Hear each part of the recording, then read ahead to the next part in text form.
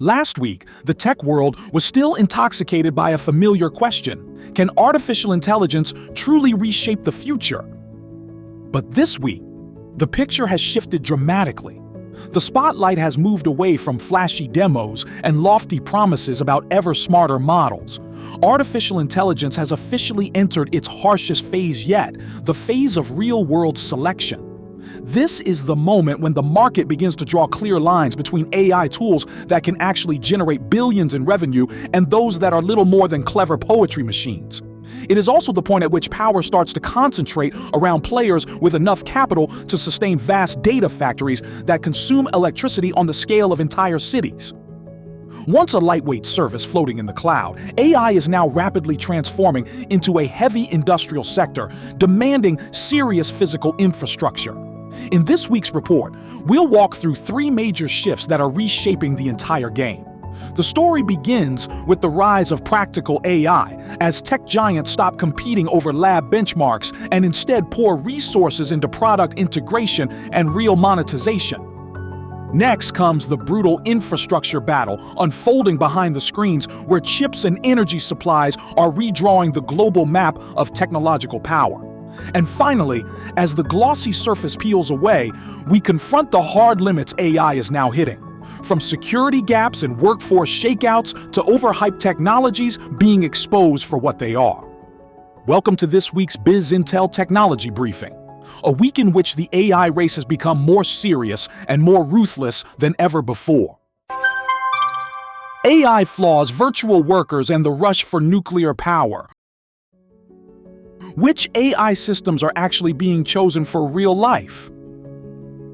In earlier phases, artificial intelligence still looked very much like a laboratory arms race, one where companies competed over which model could answer faster, write better poetry, or score higher on standardized tests. But this week marks a structural shift in the game. AI is no longer judged primarily by how smart it looks on paper. Instead, it is being valued against a far harsher, more practical question. Can it generate real cash flow? And can it be trusted as a reliable tool for everyday work? This week, the industry's focus clearly moved away from glossy promises toward hard financial reality, as tech unicorns were forced to prove they are more than just money-burning machines. The clearest example of this transition comes from Anthropic. Long known as a quieter, safety-focused rival to OpenAI, Anthropic found itself in the spotlight this week not because of technical breakthroughs, but because of sobering financial numbers. While the company's 2025 revenue is projected to surge to $4.5 billion, 12 times higher than in 2024, its gross margin is now expected to fall to just 40%, roughly 10 percentage points below earlier expectations. The reason lies in the very success of its products. The cost of running AI responses on Amazon and Google servers has come in 23% higher than forecast. The message is one the industry rarely advertises during periods of hype. Smarter AI and more users come with an enormous infrastructure bill. To stay in the race, Anthropic is now seeking a massive new funding round, reportedly targeting a valuation of up to $350 billion, with names like Sequoia Capital and Nvidia in the mix. OpenAI, the company that helped define the modern AI boom, is facing similar financial pressure. This week marked a historic turning point. OpenAI is no longer behaving like a purely non-profit research lab. Instead, it is beginning to act like a full-scale media company, announcing plans to introduce advertising on ChatGPT. According to internal sources, OpenAI is pitching trial ad packages priced below $1 million, using a view-based pricing model rather than the click-based systems favored by Google or Amazon. A signal of just how confident it is in ChatGPT's audience reach. At the same time, the company has launched a lower-priced subscription tier, ChatGPT Go, in the US at $8 per month, designed to capture users who want more than the free, ad-supported experience but are not ready to pay $20. CFO Sarah Fryer has openly acknowledged that revenue growth is tracking closely with rising demand for computing power. With electricity and chip costs reportedly tripling year over year, turning AI into a money-printing machine through ads and tiered subscriptions is no longer optional. It is a survival strategy. This process of selection is not only shaping how AI companies monetize end users, but also how businesses choose the platforms on which they build their future.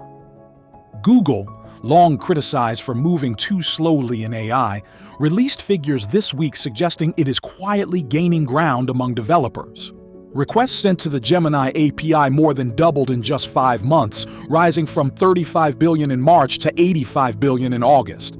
The numbers suggest developers are moving away from an OpenAI-only mindset as Google's performance and pricing become more competitive. Meanwhile, Google's Gemini Enterprise offering has quietly reached 8 million subscribers. While complaints remain about customization limits, Google is demonstrating a simple truth. When AI is deeply embedded into familiar work ecosystems, it quickly becomes a habit that is hard to break. Another significant alliance also took shape this week. ServiceNow, a major player in enterprise workflow software, signed a long-term agreement making OpenAI its preferred AI model provider. Where customers once had the freedom to choose among multiple models, this clear alignment shows OpenAI tightening its grip on business-to-business platforms to secure stable demand for its models. To support this push, OpenAI has reshuffled its leadership, appointing Barrett Zolf, recently returned from Thinking Machines Lab, to oversee enterprise products, signaling a renewed effort to close the gap between research and real-world deployment. Perhaps the most forward-looking and unsettling vision of AI inside the workplace comes from Elon Musk's xAI.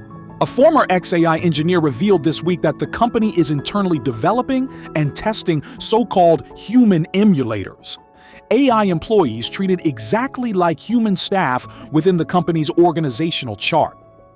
What sounds like science fiction is already happening. Real employees are notified that they report to a colleague only to discover an empty chair because that colleague is an AI. Musk reportedly refers to the project as Macro Hard, a tongue-in-cheek jab at Microsoft, with the goal of replacing outdated management software entirely with a virtual workforce.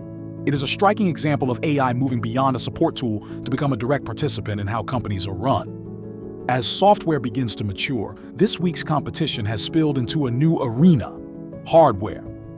Apple, a company known for its caution, appears to be accelerating at an unusual pace under pressure from rivals. Leaked information suggests Apple is developing an AI wearable no larger than an AirTag, equipped with cameras, microphones, speakers, and wireless charging, with a potential launch in 2027 and production volumes as high as 20 million units. The urgency becomes clearer when viewed alongside OpenAI's own ambitions. Sources indicate OpenAI is working on at least 4 hardware products, including headphones and smart glasses, with some devices potentially arriving as early as the end of this year. Apple understands the stakes. If OpenAI controls the user's senses, what they see and hear, the iPhone risks losing its central role. In response, Apple is pursuing a 2-track strategy, developing its own hardware while also exploring deeper cooperation with Google, including the possible integration of Gemini into Siri and the broader Apple intelligence ecosystem, rather than relying solely on OpenAI. The Apple-Google relationship, long anchored by search, is now being reinforced by AI, forming a powerful defensive line against new challengers. Finally, this week's turn toward practical AI is also visible in the most ordinary corners of daily life.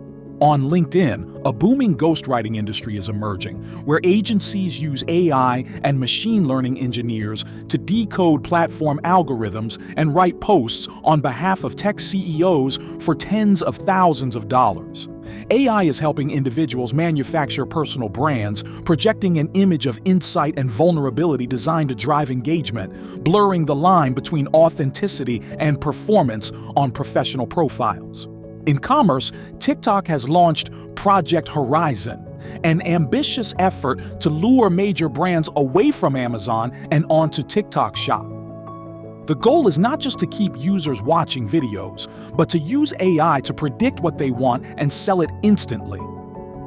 By incentivizing agencies to reach sales targets of $50 million, TikTok is positioning AI as the engine of its US e-commerce strategy, despite ongoing political uncertainty. From billion-dollar enterprise contracts and OpenAI's advertising push to Apple's secret wearables and carefully curated LinkedIn posts, the message of this week is unmistakable. AI is done being decorative.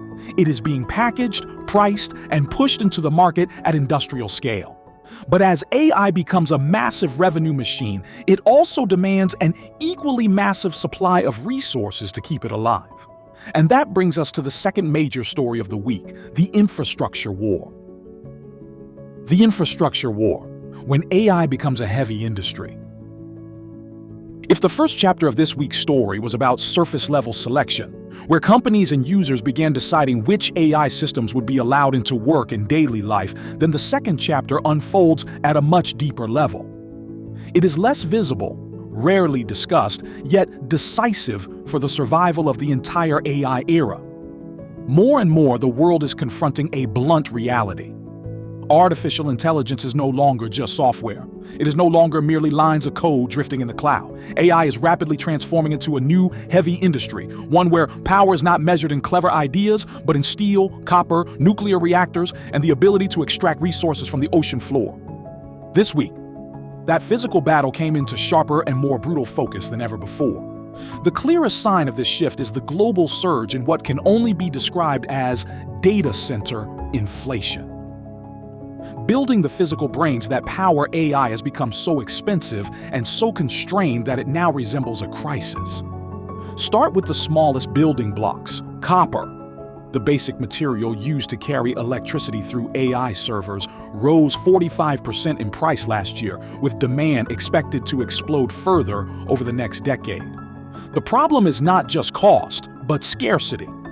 Lead times for ordering new gas turbines, the beating heart of power plants that supply data centers, have stretched to 3 or even 4 years, turning the market into a seller's paradise.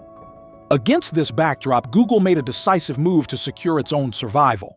This week, new details emerged about Google's $4.75 billion acquisition of Intersect Power, revealing the company's true ambition. It is no longer content to buy electricity. It wants to own the infrastructure that produces it.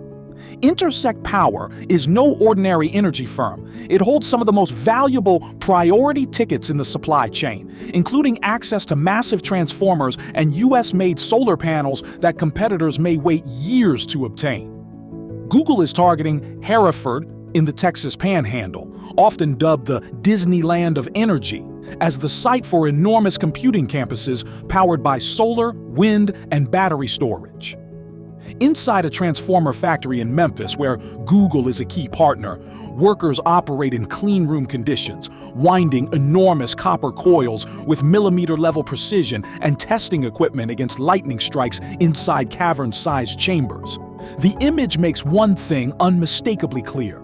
AI now demands the same kind of heavy, precision engineering once reserved for aircraft or spacecraft manufacturing. Google is not alone in this scramble. The White House itself has stepped in. Federal officials and state governors have begun pressuring technology companies to sign power purchase agreements lasting up to 15 years in an effort to prevent the national grid from buckling under AI-driven demand. The energy race has become so intense that Meta's exploration of nuclear power has drawn sharp criticism from experts, who warn that big tech could effectively cannibalize public electricity supplies and drive up household power bills. AI, it turns out, cannot be conjured from thin air. It consumes very real resources from the real world. As AI hardens into heavy industry, it is pulling the mining sector back into the spotlight, the first link in the hardware supply chain. This week saw major geopolitical moves around critical minerals. In Saudi Arabia, a $250 million joint venture between Canada's Northern Graphite and the Obeacon Group was announced to build a massive graphite processing plant in the Yanbu industrial zone. Graphite is essential for energy storage batteries used in AI data centers, and China currently dominates nearly the entire global supply. Saudi Arabia, a nation built on oil, is now positioning itself as a materials hub for the AI age, a new kind of digital gas station strategically placed between US-China tensions. Even more dramatic is the race to the ocean floor. This week, U.S. administration moved aggressively to accelerate permits for deep-sea mineral extraction in the Pacific Ocean. The targets are potato-sized mineral nodules scattered across depths of nearly 3 miles, containing vast amounts of nickel, cobalt, and manganese, metals crucial for chips and batteries.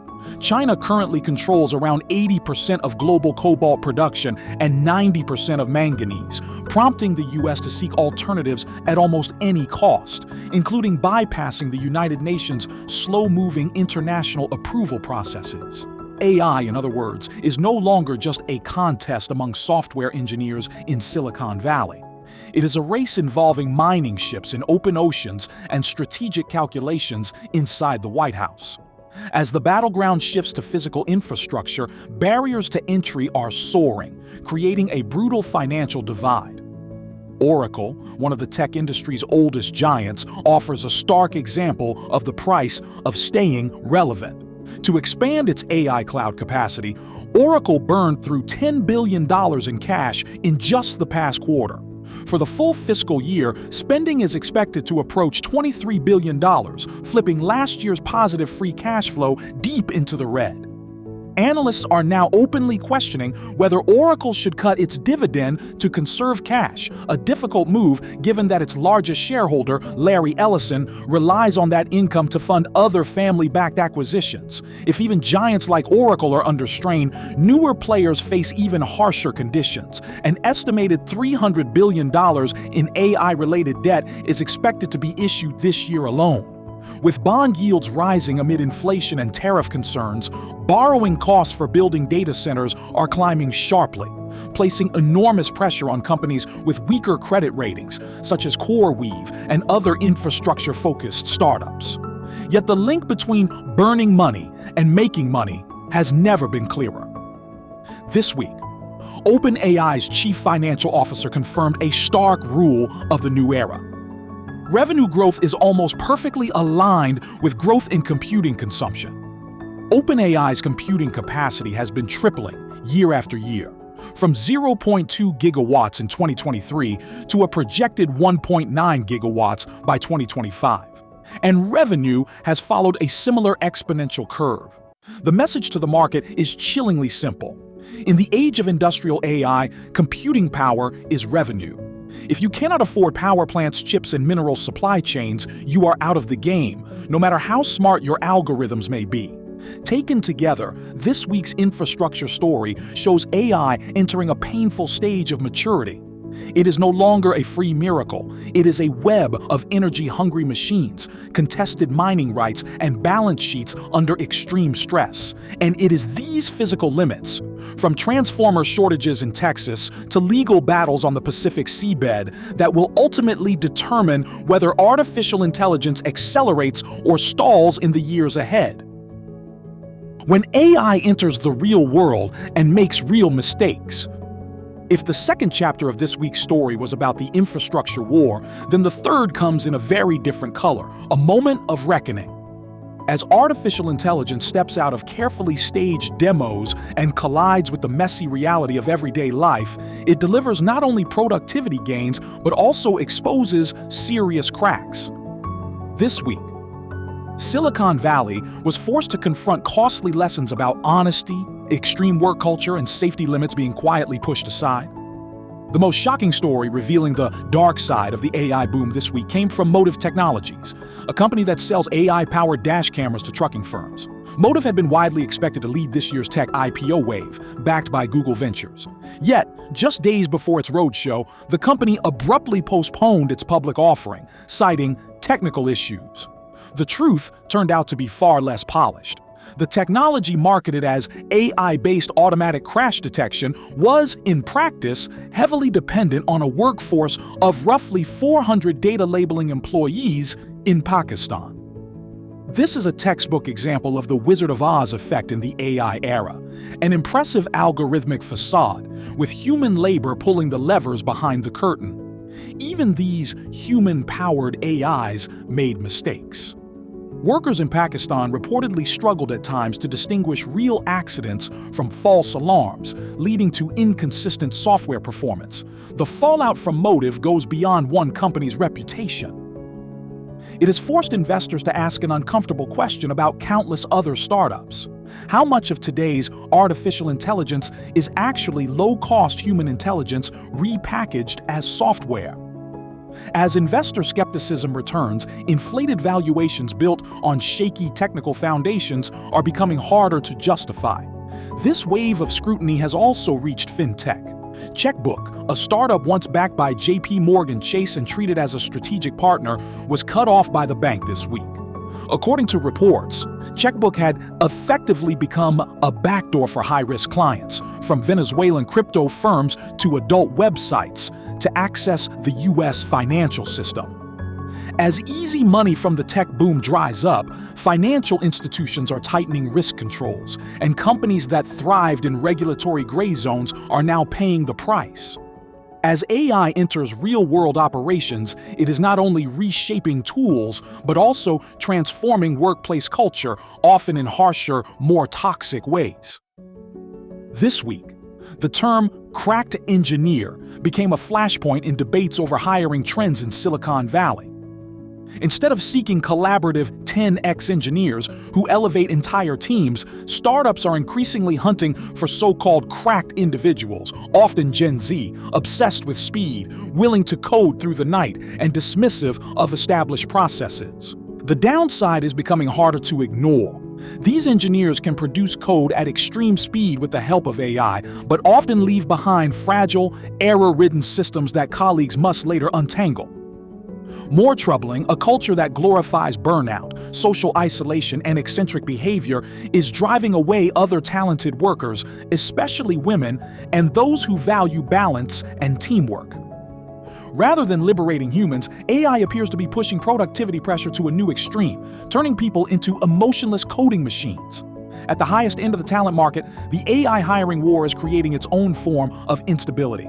Thinking Machines Lab, a startup valued at $50 billion despite having only around 100 employees, was thrown into crisis this week after losing 5 core team members, including a co-founder, within days. Most returned to OpenAI or joined rival firms offering eye-watering compensation packages. OpenAI is reportedly willing to pay between $5 million and $10 million for top researchers, turning loyalty into a luxury few companies can afford. The episode highlights a structural risk in today's AI firms. Despite sky-high valuations, many are dangerously fragile. Their true assets are not factories or patents, but small groups of scientists who can walk out the door at any moment, taking entire futures with them. The most profound risk AI posed to everyday life this week, however, was not financial or organizational, but psychological: trust. Runway, a leader in AI-generated video, unveiled its new Gen 4.5 model alongside a troubling research finding. Humans can now barely tell the difference between real video and AI-generated footage.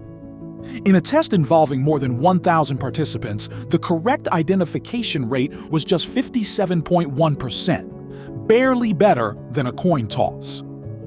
Even Runway's own employees, arguably the most trained eyes in the room, admitted they failed to distinguish real videos from those produced by their own system. This marks a dangerous threshold. Society has crossed the point where the human eye can reliably verify reality. As deepfake videos approach perfection, the risks of misinformation, fraud, and political manipulation are no longer theoretical. This week also saw Elon Musk warn publicly that AI chatbots could pose serious risks to vulnerable users, potentially contributing to tragedies amid renewed debates over model safety. OpenAI CEO Sam Altman similarly acknowledged the need for stronger safeguards. As the shine of novelty fades, the world is learning to live with a technology that is immensely powerful and deeply flawed. How clearly society sees these darker edges will determine who ultimately controls AI and who ends up controlled by it. From miracle to industrial machine. If there is one word to capture the entire technology landscape this week, it is not breakthrough, but sobriety. Just a week ago, artificial intelligence still felt like a digital miracle, a rosy cloud of limitless potential. Now, our feet are firmly back on the ground. This week served as a cold reminder of a simple truth. Every miracle needs energy to stay lit, money to stay alive, and people to take responsibility for its consequences. We have watched AI shed the glittering costume of laboratory demos and put on the protective gear of a heavy industry. It is no longer free. It now demands revenue, advertising, and hard-nosed business models. It no longer floats in the cloud. It is rooted in land, draining power grids and extracting physical resources from the deepest layers of the earth. And most importantly, it is no longer harmless. AI is beginning to leave visible marks on the fabric of society, from labor markets and trust in what is real to the ethical boundaries of how businesses operate. This shift is not a sign of decline. On the contrary, it is a sign of maturity. A technology becomes a true revolution only when it moves beyond being a spectacle and turns into an operating system for the real world, with all the weight, cost, and brutality that entails. As we close this week's briefing, the central question is no longer how smart will AI become, but rather, who will be strong enough to endure the journey? In this new era, the winners will not be the biggest dreamers, but the most grounded players, those capable of balancing algorithmic ambition with the hard limits of physics, finance, and human reality. Thank you for joining us through a turbulent week in the world of technology, a week in which AI stopped being a dream and became real life. See you in BizIntel's next video.